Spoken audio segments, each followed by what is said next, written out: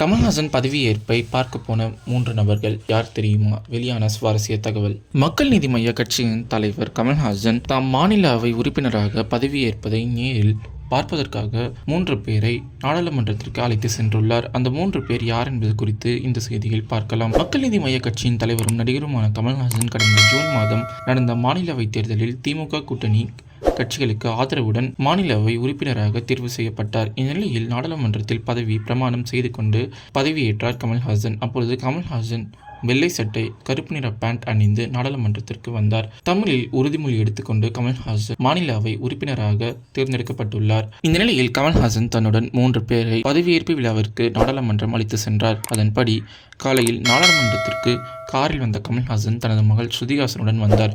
அதேபோல் மக்கள் நீதி மய்ய கட்சியின் பொதுச் செயலாளரான அருணாச்சலம், மக்கள் நீதி மய்ய கட்சியின் துணைத் தலைவரான மரியா உள்ளிட்டோரையும் கமல்ஹாசன் அழைத்து சென்றுள்ளார் என்பது குறிப்பிடத்தக்கது.